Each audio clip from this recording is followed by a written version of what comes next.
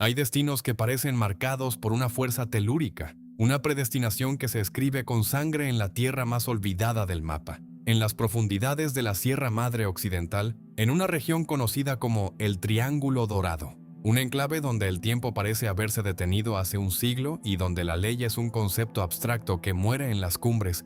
Se alza un pequeño poblado llamado La Tuna. En este rincón donde las nubes abrazan las montañas y los caminos no llevan a ninguna parte, nació en 1957 un niño que cambiaría para siempre la geografía criminal del planeta. Su nombre, Joaquín Archibaldo Guzmán Loera. La historia de El Chapo no comienza en una mansión de mármol ni bajo las luces de una metrópoli. Comienza en una choza de madera y tierra apisonada, donde el hambre no era una posibilidad, sino una condición existencial. Para entender el ascenso del hombre que se convertiría en el criminal más buscado después de Osama Bin Laden, primero debemos comprender la brutalidad de su infancia. Joaquín no tuvo juguetes. Tuvo que aprender a vender naranjas en los pueblos vecinos y a cargar bultos de leña tan pesados que le deformaron la espalda antes de alcanzar la pubertad. Su padre, Emilio Guzmán, era un hombre que alternaba el cultivo de maíz con el tráfico de opio en pequeña escala, una figura autoritaria que le enseñó a Joaquín que en la sierra solo existen dos tipos de personas, los que dan las órdenes y los que sufren las consecuencias. A los 15 años, Joaquín ya no quería ser un campesino arando la tierra bajo un sol que no le pertenecía.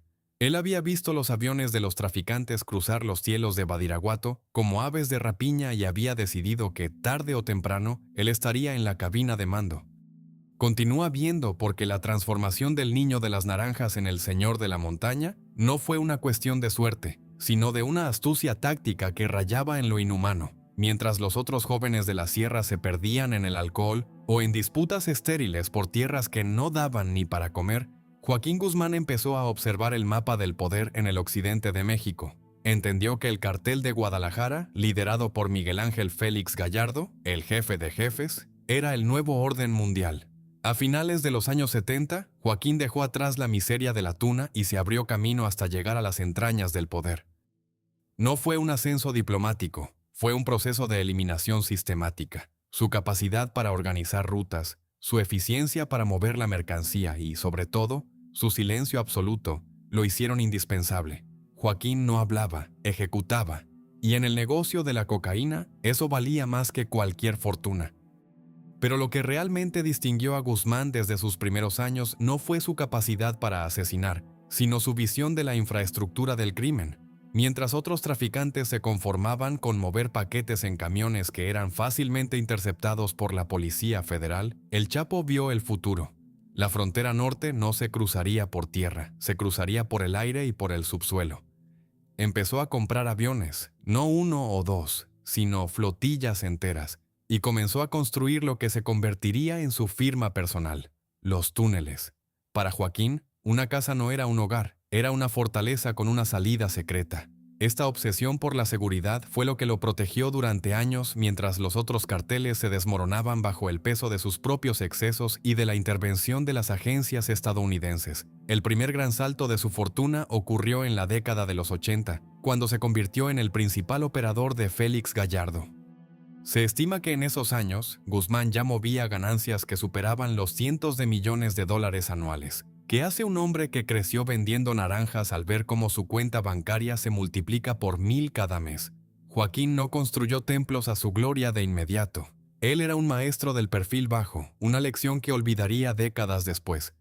Durante esos años, su mansión era la sierra misma. Tenía campamentos equipados con electricidad, sistemas de radio de grado militar y cocinas donde se servían banquetes mientras afuera, en los barrancos, sus sicarios vigilaban cada centímetro del territorio. Fue aquí, en el refugio de las montañas, donde Joaquín Guzmán comenzó a entender que, si tenías suficiente dinero, podías comprar la lealtad de pueblos enteros. Pagaba escuelas, medicinas y fiestas patronales. Para los habitantes de Badiraguato, Joaquín no era un criminal. Era un benefactor que suplía la ausencia de un Estado que nunca había hecho nada por ellos. Sin embargo, el destino de los hombres que juegan con el fuego siempre es el mismo. Tarde o temprano, la llama crece demasiado. En 1989, tras la caída del jefe de jefes, el mapa criminal se fragmentó en 1000 pedazos. El cartel de Guadalajara dejó de existir para dar paso a las organizaciones regionales. Joaquín Guzmán se encontró en un territorio de guerra, con el cartel de Tijuana de los hermanos Arellano Félix pisándole los talones. Fue el inicio de una guerra que convertiría a México en un cementerio. Joaquín no era solo un traficante, se había convertido en un estratega militar. Entendió que no bastaba con ser rico, había que ser el más temido. Fue en este periodo donde su nombre empezó a susurrarse en los pasillos de Washington con una mezcla de terror y fascinación. Continúa viendo porque la historia que está por desplegarse no es la de un hombre que simplemente movía drogas, sino la de alguien que construyó un estado paralelo. La riqueza acumulada por el Chapo en los inicios de los 90 era tan inmensa que los números parecen sacados de la ficción. Un solo cargamento de cocaína que cruzaba la frontera podía generar 50 millones de dólares limpios. Repite eso. 50 millones por un solo viaje. Joaquín compraba casas de seguridad como si fueran dulces. En Culiacán, Guadalajara y la Ciudad de México llegó a poseer cientos de propiedades, muchas de las cuales estaban conectadas por túneles secretos excavados con tecnología de minería, que envidiarían las empresas mineras legítimas. ¿Cómo se oculta tal fortuna? Joaquín lo entendió. El secreto no es esconder el dinero, es hacer que todo el mundo sea parte del negocio. La ironía de su ascenso es que, mientras más se acercaba a la cima, más se alejaba de la realidad de su vida. En sus primeras mansiones de lujo, verdaderos palacios con piscinas, colecciones de arte sacro y armerías personales, Joaquín Guzmán vivía como un rey acosado. Sus mansiones no eran lugares de descanso, eran centros de comando. Tenía pantallas de vigilancia donde veía en tiempo real lo que hacían sus lugartenientes, sus amantes y sus enemigos. Joaquín se había convertido en el dueño de un panóptico personal. Sabía que la traición era la moneda de cambio en su mundo, así que se rodeó de anillos de seguridad que no le permitían ni siquiera ver la luz del sol sin estar cubierto por 10 guardias. El niño de las naranjas había logrado lo que nadie en su pueblo imaginó posible. Era el hombre más poderoso de la montaña. Pero esa montaña estaba a punto de convertirse en una jaula. El primer golpe contra su imperio llegó en 1993, cuando fue detenido en Guatemala. Muchos pensaron que ahí terminaba la leyenda. El mundo vio las fotos del Chapo esposado, con su bigote característico y esa mirada de desprecio desafiante que mantendría por el resto de su vida. Lo enviaron a la cárcel de máxima seguridad de Puente Grande, en Jalisco. El sistema pensó que lo había encerrado. La realidad fue mucho más perturbadora. Para Joaquín Guzmán, la cárcel no fue un castigo, fue su mayor oportunidad de negocio. Dentro de esos muros, el Chapo no vivió como un recluso, vivió como un emperador. Compraba a los guardias, ordenaba comidas de lujo, recibía visitas privadas y seguía dirigiendo su imperio por teléfono. Fue durante estos años en Puente Grande donde su leyenda se consolidó. Se decía que podía hacer que un camión cargado de dinero entrara por la puerta principal y saliera vacío sin que nadie hiciera una sola pregunta. La capacidad de Joaquín para corromperlo todo era una herramienta más poderosa que cualquier ametralladora. Entendió que el sistema judicial no era una justicia, sino un mercado. ¿Cuánto vale un juez? ¿Cuánto vale un general? ¿Cuánto vale la libertad? Joaquín pagaba el precio, sin regatear, porque sabía que el poder no es algo que se tiene, es algo que se compra diariamente. Y mientras el gobierno mexicano se vanagloriaba de tener al mayor criminal del país bajo llave, Joaquín Guzmán estaba planeando el movimiento de ajedrez más audaz de la historia criminal, una fuga que dejaría en ridículo a toda la nación y confirmaría que el dinero de la droga es, efectivamente, la ley suprema. Continúa viendo porque el escape de Puente Grande no fue solo una fuga. Fue el momento en que el Chapo Guzmán dejó de ser un traficante para convertirse en un mito viviente. Un hombre capaz de desaparecer de las prisiones más seguras del país para regresar a sus palacios, a sus túneles y a sus mansiones, burlándose de las autoridades de Estados Unidos y México que, durante décadas, no pudieron tocarle ni un solo pelo. El niño de la tuna había aprendido que en el mundo de los hombres poderosos no hay muros suficientemente altos para detener a quien tiene la voluntad de comprar el cielo mismo. Pero, ¿a qué precio se compra una libertad que siempre tiene que esconderse bajo tierra? La respuesta llegaría en forma de sangre, traición y una caída que, aunque tardaría años en ocurrir, ya estaba escrita en el destino de aquel niño que una vez soñó con ser el dueño de los aviones. Hay hombres que caminan sobre la tierra mientras sus pensamientos gobiernan el abismo. Si el primer capítulo de la vida de Joaquín El Chapo Guzmán fue el ascenso desde el lodo, el segundo es la construcción de un reino invisible, una red de venas de concreto y acero que latía bajo las ciudades de México, burlándose de la gravedad y de la ley. Tras su legendario escape de la prisión de Puente Grande en 2001, supuestamente oculto en un carrito de lavandería, aunque la realidad apunta a una red de corrupción tan vasta que las puertas simplemente se abrieron ante él, Guzmán no regresó a la sierra para esconderse como un animal acosado.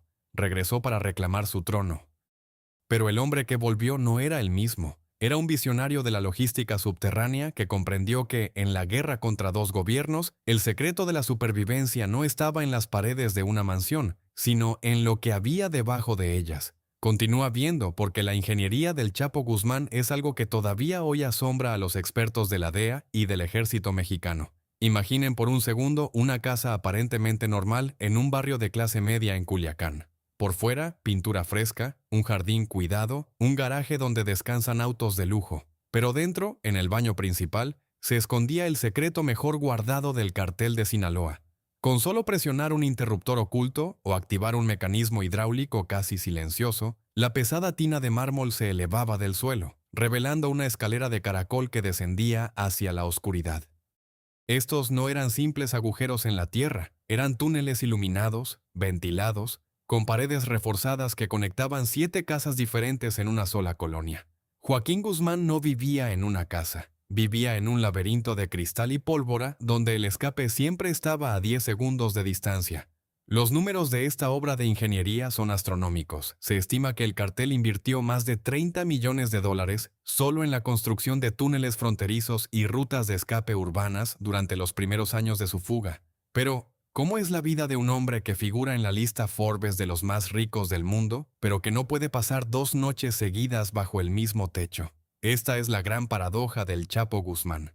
Mientras su fortuna se estimaba en más de $1,000 millones, el equivalente a una de las corporaciones más exitosas del planeta, su realidad cotidiana era la de un fantasma de lujo. Joaquín no renunció a los placeres que su dinero podía comprar. En sus escondites en lo alto de la Sierra de Durango, donde los helicópteros no podían llegar sin ser detectados por sus vigías, el Chapo mantenía un estilo de vida que rayaba en lo surrealista. Se dice que hacía traer por aire cortes de carne Kobe desde Japón, botellas de vino francés de miles de dólares y chefs particulares que le preparaban banquetes en medio de la maleza. Tenía acceso a internet satelital de alta velocidad antes que la mayoría de las ciudades mexicanas y usaba teléfonos encriptados que costaban $15,000 cada uno para dirigir su imperio desde una silla de plástico bajo un árbol de pinos. Continúa viendo porque mientras Joaquín Guzmán disfrutaba de esta libertad dorada, México comenzaba a desangrarse en una guerra que él mismo ayudó a desatar. El regreso del Chapo a la libertad significó la ruptura definitiva de los pactos de silencio entre los carteles. Joaquín quería el control total del pasillo de la droga hacia Estados Unidos, y eso significaba borrar del mapa a sus antiguos socios, los hermanos Arellano Félix en Tijuana y el cartel de Juárez encabezado por la familia Carrillo Fuentes. La violencia que se desató entre 2004 y 2008 transformó ciudades como Ciudad Juárez y Nuevo Laredo en los lugares más peligrosos del mundo. Guzmán no solo enviaba sicarios, enviaba ejércitos. Fue en este periodo donde nació la Federación, una alianza criminal donde el Chapo era el sol, alrededor del cual giraban todos los planetas del narcotráfico.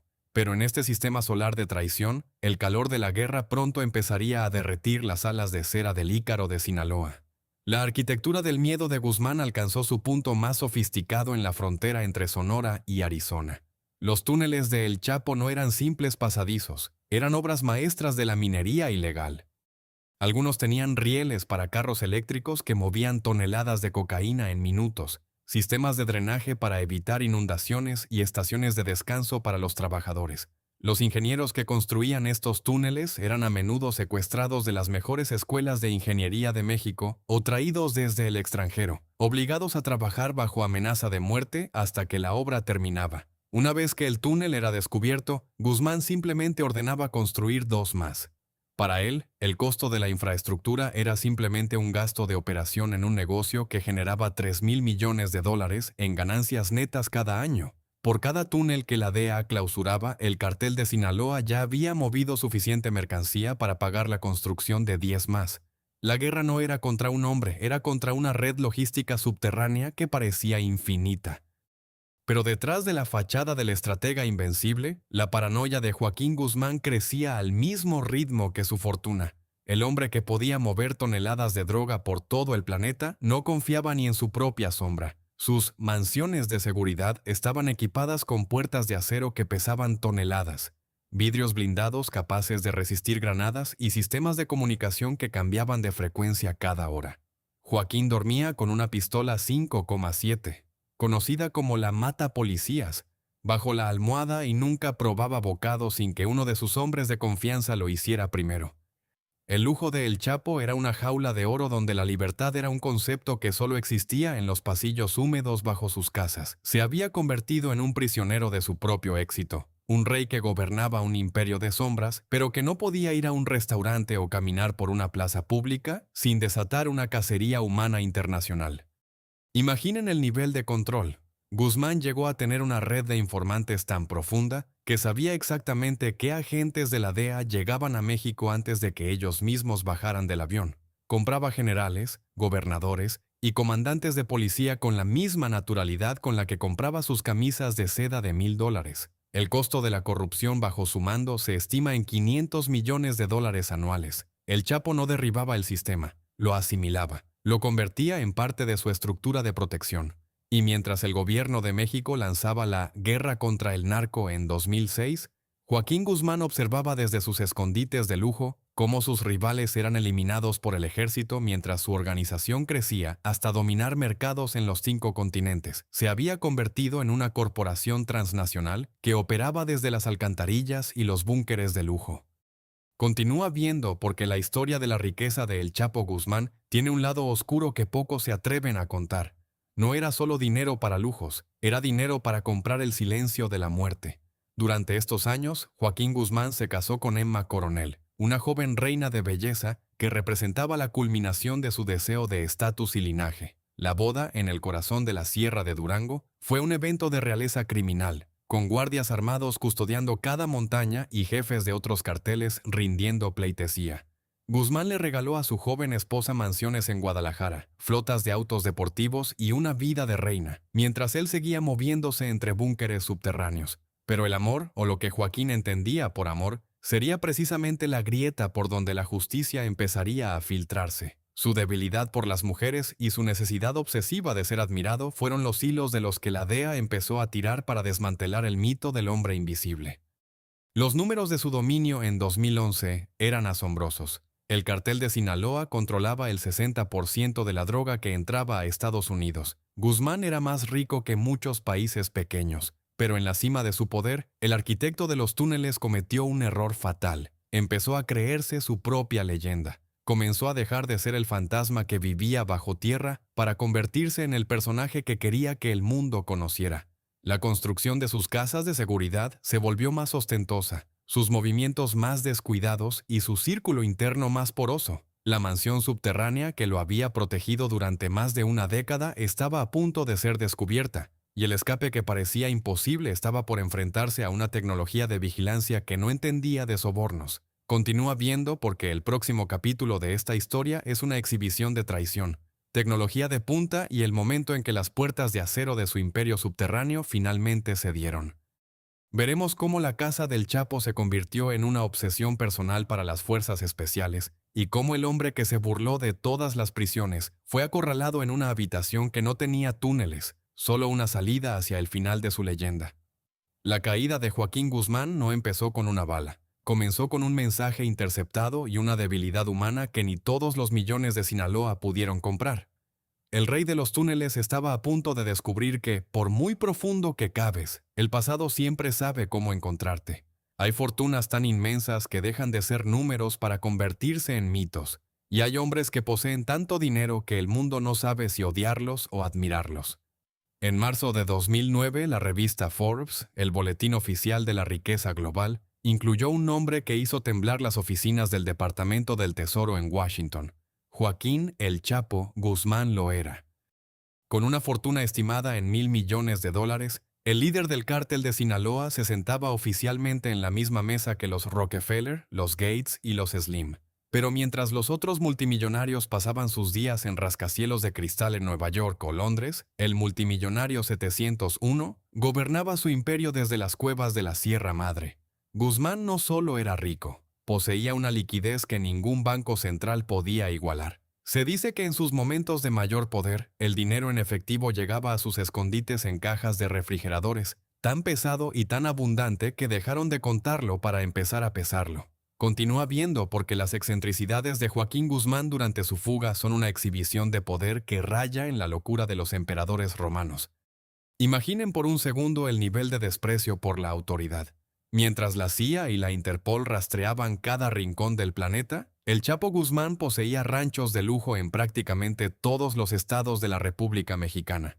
Tenía casas de descanso en las playas de Acapulco donde su yate, bautizado irónicamente como El Chapito, descansaba bajo la protección de policías locales comprados. Sus residencias no eran simples casas, eran museos privados del exceso. Se sabe que Guzmán tenía una obsesión por las armas que rayaba en el fetiche religioso. Su posesión más famosa, un rifle AK-47 con incrustaciones de oro sólido y diamantes, valorado en más de $500,000, era el símbolo de su estatus. Un arma de guerra convertida en una joya de la corona criminal. Pero la riqueza de Guzmán no solo se gastaba en armas y mansiones. El Chapo, un hombre de baja estatura y origen humilde, estaba obsesionado con la eterna juventud y la imagen de virilidad. Documentos de inteligencia revelaron que, en plena cacería humana, Guzmán realizaba viajes clandestinos a clínicas exclusivas en Suiza y Brasil para someterse a tratamientos de rejuvenecimiento celular y cirugías plásticas menores. Gastaba fortunas en células madre y tratamientos experimentales, tratando de borrar las huellas del tiempo y del estrés de ser el hombre más perseguido de la historia. Joaquín Guzmán quería vivir para siempre para disfrutar de un imperio que ya se extendía por 54 países.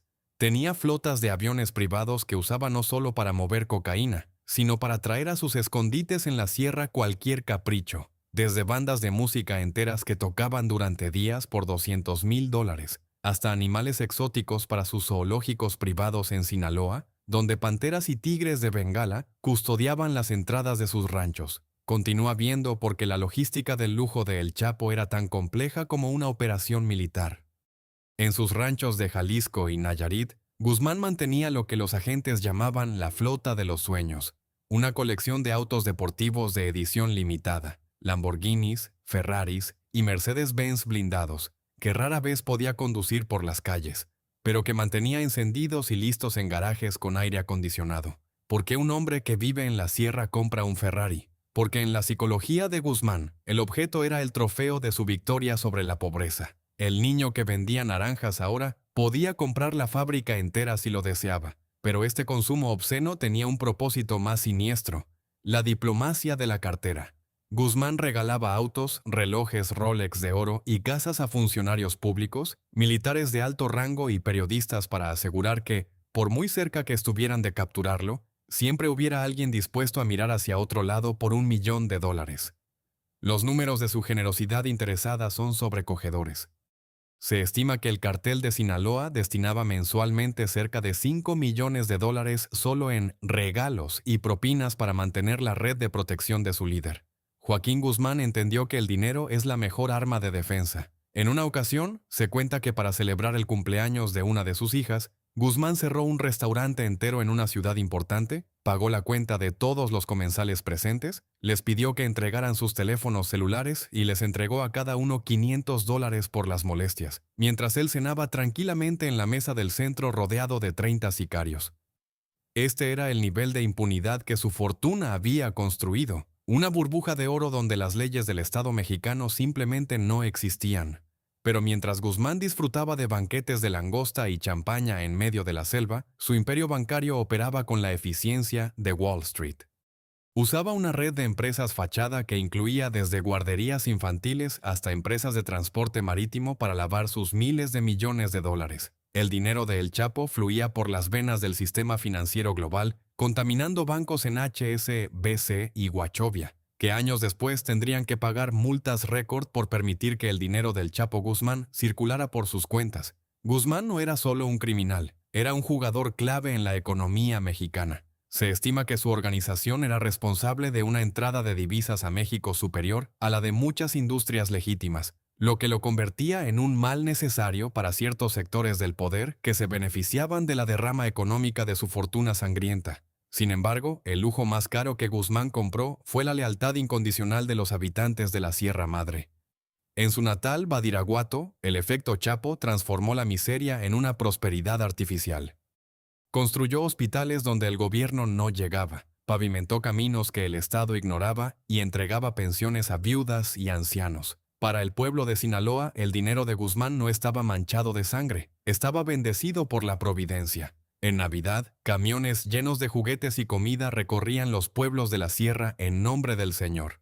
Joaquín Guzmán había logrado lo que los Medici en Florencia o los Kennedy en Massachusetts, convertir su apellido en una institución social, una dinastía que el pueblo estaba dispuesto a proteger con su vida porque sus estómagos dependían de ello. Pero detrás de la fachada del benefactor generoso y el multimillonario de las armas de oro, había un hombre cuya salud mental empezaba a resquebrajarse bajo el peso de su propia opulencia.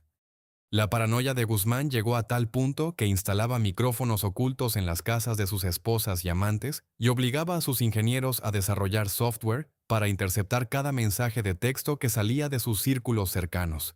Tenía tanto dinero que podía comprar la privacidad de los demás, pero ya no podía comprar la suya.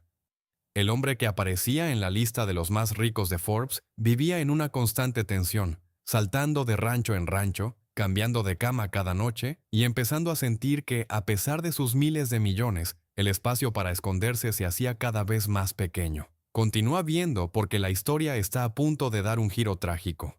La debilidad de Joaquín Guzmán no fue la falta de dinero, ni la falta de armas, ni la falta de túneles. Fue su obsesión con la fama y su deseo de que el mundo viera su grandeza, lo que lo llevó a cometer el error que ningún sistema de seguridad pudo prever. El Chapo Guzmán quería que Hollywood contara su historia.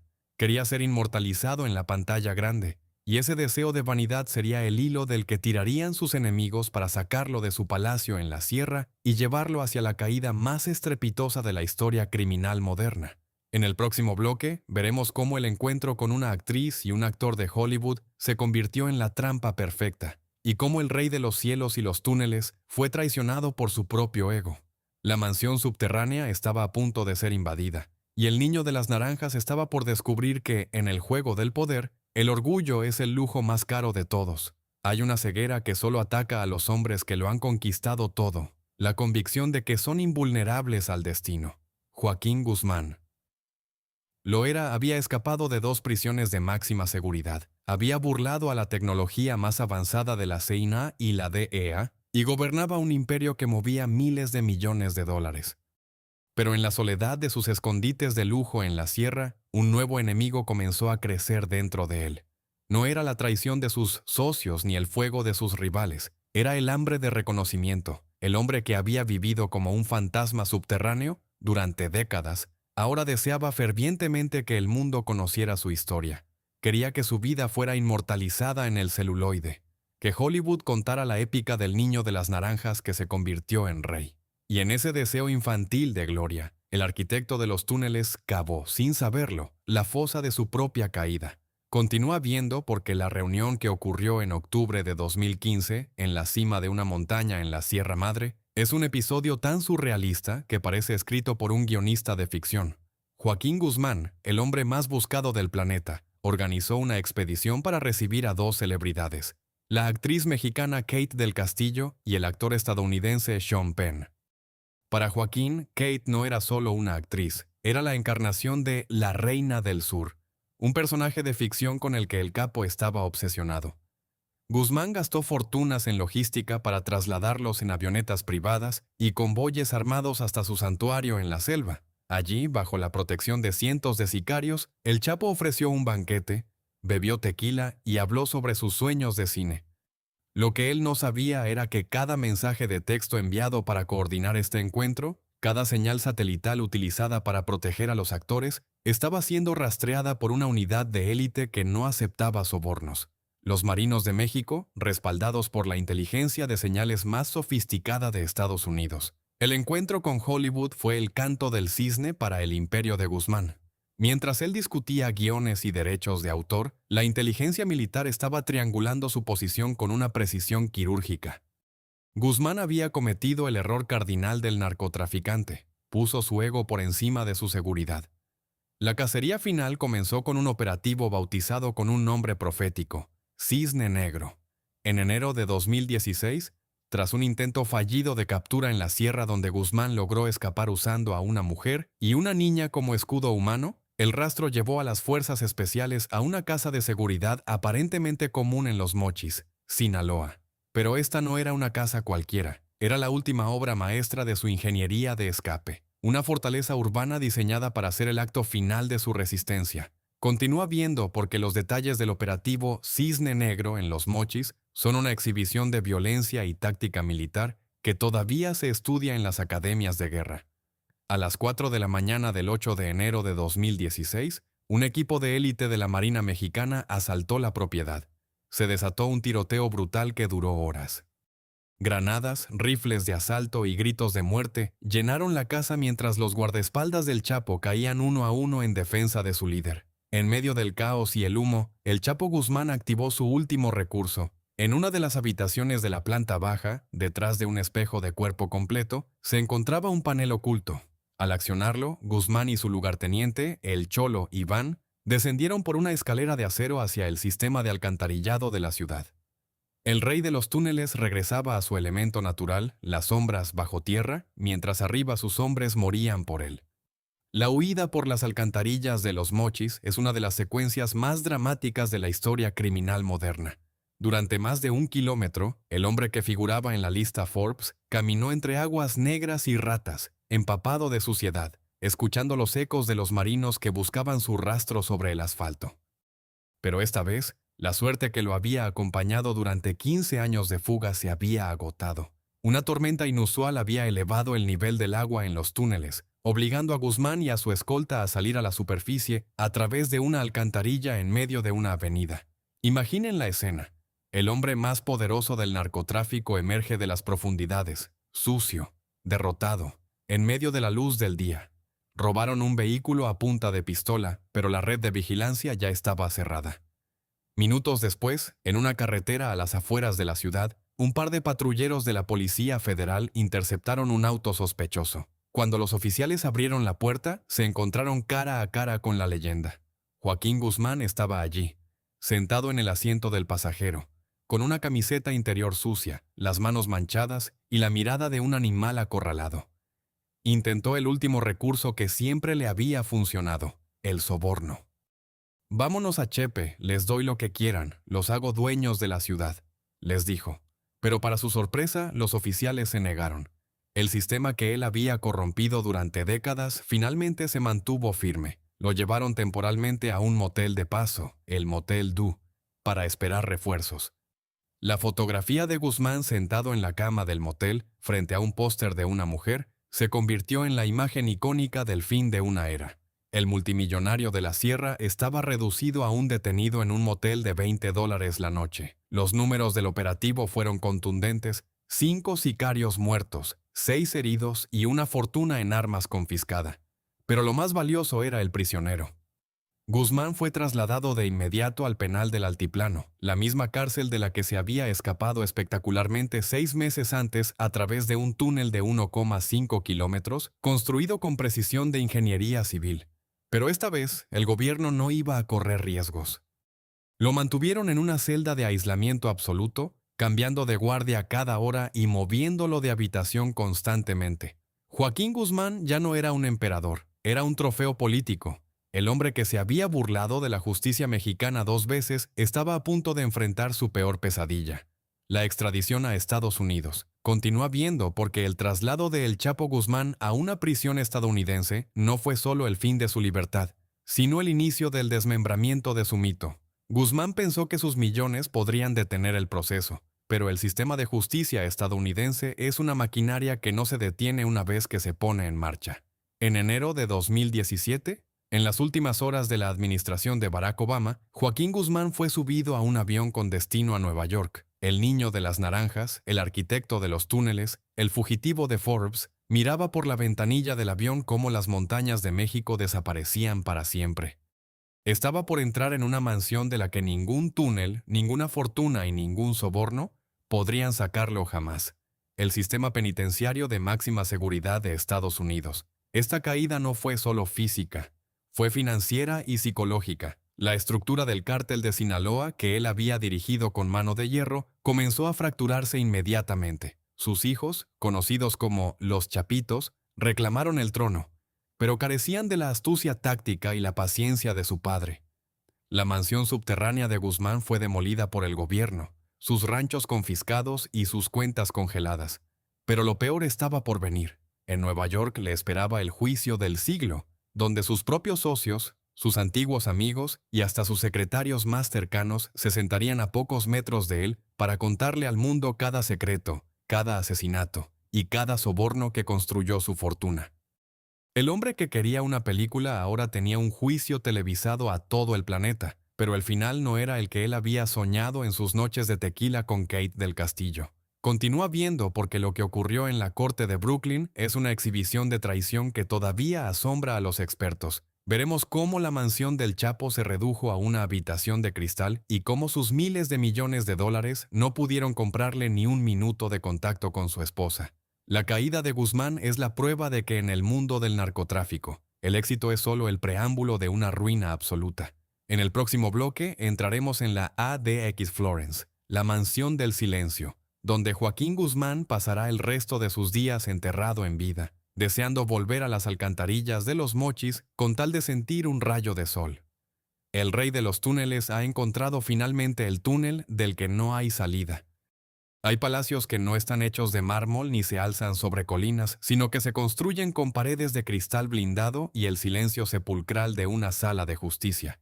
En noviembre de 2018, Joaquín El Chapo Guzmán Loera entró en la Corte Federal de Brooklyn para enfrentar lo que el mundo bautizó como el juicio del siglo. Atrás habían quedado los banquetes en la sierra, las flotas de Boeing, 727 cargados de cocaína y las armas de oro con diamantes. El hombre que una vez figuró en la lista Forbes como uno de los más poderosos del planeta, ahora se encontraba sentado en una silla de madera, rodeado de alguaciles, observando cómo su imperio de 30 años era desmembrado pieza por pieza ante los ojos del mundo. El juicio no fue una simple audiencia legal, fue una autopsia pública de una vida dedicada al exceso, la sangre y la manipulación. Para Joaquín, esa sala de corte se convirtió en su nueva mansión, un espacio de pocos metros cuadrados donde su única libertad era mirar, a través de un cristal, a la esposa que ya no podía tocar y a los socios que ahora pedían su cabeza. Continúa viendo porque lo que ocurrió en aquella sala de Brooklyn fue una exhibición de traición tan cruda que todavía asombra a los analistas de la mafia internacional. Joaquín Guzmán, el hombre que compró la lealtad de pueblos enteros con millones de dólares, descubrió que en el sistema de justicia estadounidense, la lealtad es una mercancía que se vende al mejor postor.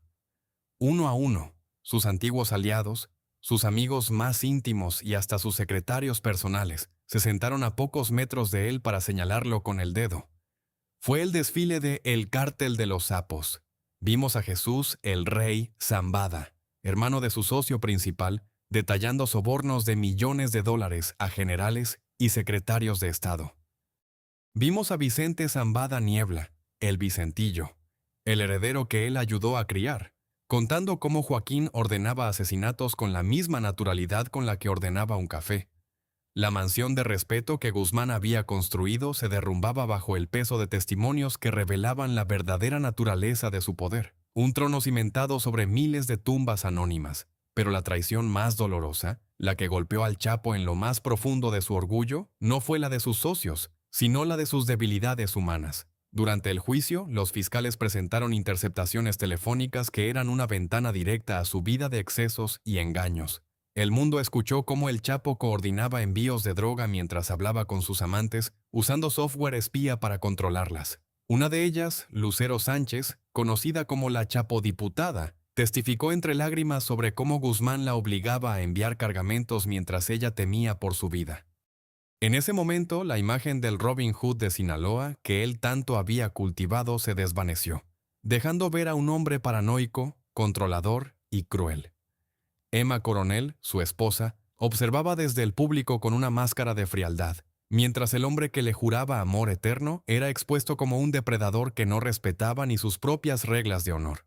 Los números del juicio fueron tan colosales como su imperio. Más de 200.000 páginas de documentos, cientos de grabaciones de audio y 56 testigos de cargo. El costo del proceso superó los 50 millones de dólares, convirtiéndolo en el juicio más caro de la historia de Estados Unidos. Pero el resultado estaba escrito antes de empezar. El 12 de febrero de 2019, el jurado emitió su veredicto, culpable en los 10 cargos principales. Joaquín Guzmán Loera, el arquitecto de los túneles, fue condenado a cadena perpetua más 30 años adicionales. Se ordenó el decomiso de 12.600 millones de dólares, una cifra que representa el valor estimado de la droga que su organización introdujo en Estados Unidos durante décadas. Esa tarde, Guzmán salió de la corte no hacia un rancho en la sierra, sino hacia un destino del que ningún túnel hidráulico podría rescatarlo. Continúa viendo porque la verdadera, terrible historia de la mansión de El Chapo Guzmán comienza después de la sentencia. Tras el veredicto, Joaquín fue trasladado a la prisión ADX Florence, en el remoto desierto de Colorado. Este lugar es conocido como el Alcatraz de las Rocosas, la única prisión de máxima seguridad, Supermax, de Estados Unidos. Es una estructura diseñada para romper el espíritu humano, un palacio de concreto y acero donde el aislamiento es total. Aquí, el hombre que alguna vez gobernó un imperio transnacional vive hoy en una celda de 2 por 3 metros. La cama es una losa de concreto cubierta por un delgado colchón. El escritorio es de concreto. El asiento es de concreto. No hay ventanas hacia el horizonte, solo una ranura de 10 centímetros que apunta hacia el cielo, para que el prisionero nunca sepa en qué parte de la prisión se encuentra. La mansión de miles de hectáreas en Sinaloa se ha reducido a un ataúd de cemento de donde Guzmán solo saldrá el día de su muerte. La vida de Joaquín Guzmán en ADX Florence es un ejercicio de tortura sensorial. Pasa 23 horas al día en soledad absoluta. La luz de su celda nunca se apaga por completo, una técnica diseñada para desorientar el ciclo del sueño. La comida se le entrega a través de una ranura en la puerta de acero, eliminando cualquier contacto humano. El hombre que se burló de 2 prisiones mexicanas comprando a cada guardia, ha encontrado finalmente un sistema donde no hay nadie a quien sobornar. Los guardias de ADX Florence son rotados constantemente y tienen prohibido hablar con los reclusos. Guzmán ha pasado de dirigir ejércitos de sicarios a no poder ni siquiera pedir un par de zapatos nuevos sin pasar por un proceso burocrático de meses. El rey de los túneles está ahora enterrado en vida bajo la tierra de Colorado, en un túnel del que él mismo es el único habitante. Se dice que Guzmán ha enviado cartas a través de sus abogados quejándose de las condiciones inhumanas de su encierro. Habla de dolores de cabeza constantes, pérdida de la vista y una depresión profunda. Es la ironía máxima del destino. El hombre que mandó a construir túneles sin ventilación para mover su mercancía, ahora se queja de la falta de aire puro. El hombre que ordenó el aislamiento y la muerte de cientos de enemigos, ahora sufre por no poder escuchar una voz humana. El multimillonario de Forbes ahora lucha por conseguir que le permitan tener un televisor en blanco y negro. Su fortuna de 12.000 millones de dólares no puede comprarle ni un minuto de contacto físico con sus hijas o su esposa. La mansión del Chapo ya no tiene piscinas de mármol, tiene paredes de hormigón que parecen cerrarse sobre él cada día un poco más. Continúa viendo porque mientras Joaquín Guzmán se consume en el silencio de Colorado, su legado en México ha tomado un rumbo aún más violento y caótico. Con el patriarca fuera del juego, el imperio de Sinaloa se ha fracturado en una guerra civil entre sus hijos, los Chapitos, y su antiguo socio, el Mayo Zambada. Las mansiones de Culiacán, que antes eran símbolos de lujo, ahora son campos de batalla llenos de agujeros de bala. La caída del padre ha desatado la ambición de los hijos, quienes heredaron la riqueza pero no la astucia táctica de Joaquín. En el próximo y último bloque veremos el estado actual de sus propiedades, la decadencia de su linaje y la lección final que nos deja la historia del hombre que quiso ser dueño del mundo subterráneo. El Chapo Guzmán ha descubierto que, en el negocio del narcotráfico, el éxito no se mide por cuánto dinero acumulas, sino por cómo termina tu historia. Y la suya, después de tantos túneles, ha llegado a un callejón sin salida. Hay fortunas que, al ser construidas sobre la sangre, no dejan tras de sí un legado, sino una herida abierta que se niega a cicatrizar. Hoy, en el año 2025, el nombre de Joaquín El Chapo Guzmán Loera ha dejado de ser una amenaza latente para convertirse en una advertencia histórica escrita en las ruinas de su propio reino. Si los Medici de Florencia dejaron tras de sí palacios de mármol que todavía hoy asombran al mundo, y los Kennedy grabaron su apellido en la política de una superpotencia, el Chapo Guzmán ha dejado tras de sí una arquitectura de la decadencia. Las mansiones que una vez fueron centros de mando de un imperio transnacional, hoy son esqueletos de concreto en las colonias de Culiacán, marcadas por los impactos de bala de ejércitos que ya no respetan la mística del viejo Señor de la Montaña.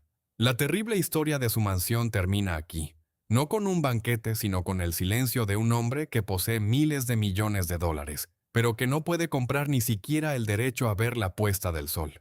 Continúa viendo porque la realidad del imperio de Sinaloa en 2025 es una exhibición de caos que ni el propio Joaquín Guzmán pudo prever. Tras su extradición y condena a cadena perpetua, el trono que él ocupó con astucia y paciencia fue reclamado por sus hijos, Iván Archibaldo, Jesús Alfredo y el hoy capturado Ovidio Guzmán, conocidos por el mundo como los Chapitos.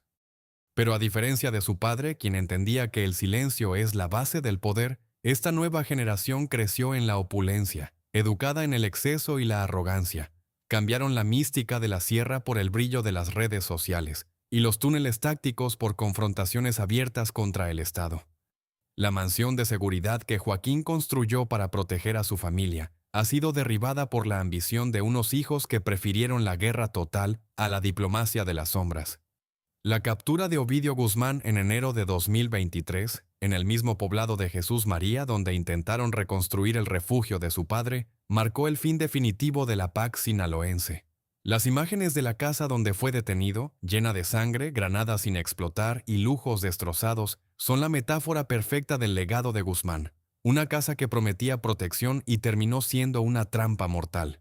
Pero ¿qué ha sido de las mansiones legendarias que Joaquín Guzmán poseía en su época de gloria? Es aquí donde la historia se vuelve verdaderamente macabra. En Culiacán, muchas de las propiedades que albergaban los famosos túneles hidráulicos han sido confiscadas por el gobierno mexicano y subastadas en eventos públicos que parecen una burla del destino.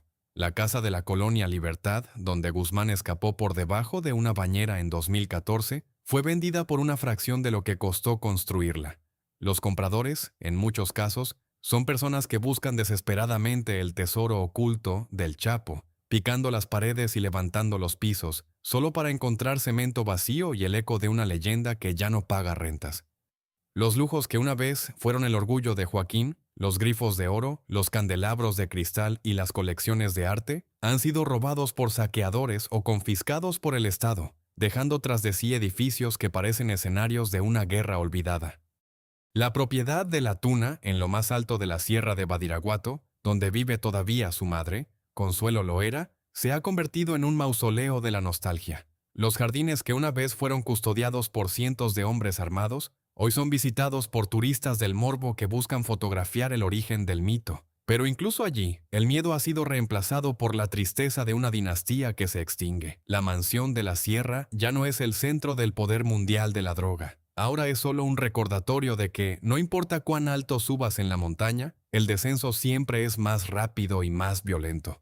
Los campos de opio que financiaron sus primeros millones están siendo reemplazados por laboratorios clandestinos de fentanilo, una droga sintética que ha cambiado la logística del narco y que ha puesto a los hijos de Guzmán en la mira de una cacería global aún más feroz que la que sufrió su padre. Continúa viendo porque mientras sus hijos pierden el control en las calles de Sinaloa, Joaquín Guzmán vive en el año 2025 el capítulo más agónico de su existencia. Desde su celda en ADX Florence, el Chapo ha pasado de ser el dueño de los cielos a ser un suplicante de los derechos humanos básicos. A través de sus abogados, ha enviado cartas al gobierno de México pidiendo su regreso, alegando que el aislamiento lo está volviendo loco. El hombre que se jactaba de ser el dueño de México ahora suplica por un poco de luz solar y por el derecho a recibir una llamada de su esposa. Se dice que pasa las horas hablando con las paredes, repasando mentalmente los mapas de sus túneles, tratando de encontrar en su memoria una salida que no existe en el mundo real. La mansión de silencio en Colorado ha logrado lo que ninguna bala pudo: borrar la identidad de Joaquín Guzmán. En el registro de prisiones ya no es el jefe de jefes, es solo un número, un recluso más que camina en círculos en un espacio de concreto. La fortuna de Joaquín Guzmán, esos 12.600 millones de dólares que el juez ordenó decomisar, es hoy un fantasma contable. Estados Unidos no ha podido recuperar ni el 1% de esa suma, porque el dinero del Chapo nunca estuvo en una cuenta bancaria a su nombre. Está diluido en miles de negocios legales, en edificios en la Ciudad de México, en hoteles en la Riviera Maya, en bancos europeos y en las manos de políticos que hoy prefieren olvidar que alguna vez recibieron sus sobres amarillos. La riqueza de Guzmán es un cáncer que ha hecho metástasis en la economía mexicana. Una fortuna que sigue alimentando la violencia de sus hijos, pero que ya no puede comprarle a él, ni siquiera una muda de ropa limpia. El niño que vendía naranjas terminó siendo el banquero del infierno, poseedor de una riqueza que no puede tocar y de un poder que ya no puede ejercer. ¿Cuál es el verdadero legado de la mansión de El Chapo Guzmán? Al final de este recorrido por sus túneles, sus ranchos y su caída, la conclusión es desoladora. Joaquín Guzmán. Lo era es la prueba viviente de que el narcotráfico no es una carrera hacia la gloria, sino un círculo vicioso hacia el aislamiento. Cambió la libertad de la sierra por el lujo de un fugitivo, y el lujo del fugitivo por la tumba de concreto de Colorado. Su historia es una advertencia para los jóvenes que hoy, en Culiacán o en cualquier parte del mundo, ven en su figura un modelo a seguir. El Chapo Guzmán posee hoy el imperio del nada. No tiene tierras, no tiene familia, no tiene libertad. Sus casas están en ruinas, sus hijos son cazados como animales, y su nombre es usado para vender camisetas y series de televisión mientras él se consume en la oscuridad. Esta ha sido la terrible historia de la mansión y el imperio de El Chapo Guzmán. 346 años después de que los Medici demostraran que el dinero puede comprar la inmortalidad a través del arte, Joaquín Guzmán ha demostrado que el dinero del crimen solo compra una inmortalidad de infamia y soledad. Su estructura de túneles quedará en la historia no como una hazaña de ingeniería, sino como la prueba de que un hombre puede construir 1000 caminos bajo tierra y aún así no encontrar ninguno que lo lleve a la paz. Hoy, en 2025, el rey de los túneles vive en el túnel más largo de todos, uno que no tiene salida, donde la luz nunca llega y donde el único sonido es el eco de sus propios remordimientos. Si esta investigación profunda sobre el ascenso y la caída del imperio de Sinaloa te ha impactado, ayúdanos a seguir contando las historias que el poder intenta ocultar. Dale like a este video, suscríbete al canal y activa la campana para recibir nuestros próximos documentales sobre las fortunas más oscuras del mundo. Y ahora dime en los comentarios, ¿crees que la herencia de los Chapitos podrá sobrevivir sin la guía de su padre? ¿O estamos presenciando el final definitivo del cártel de Sinaloa? ¿Es Joaquín Guzmán un héroe popular o simplemente el arquitecto de la tragedia moderna de México? Déjanos tu opinión, porque mientras Joaquín Guzmán espera el fin de sus días en Colorado, la historia de sus mansiones sigue escribiéndose con la tinta indeleble de la sangre en las calles de México. Esta fue la historia de El Chapo Guzmán, el hombre que quiso ser dueño del mundo subterráneo y terminó siendo devorado por su propio abismo.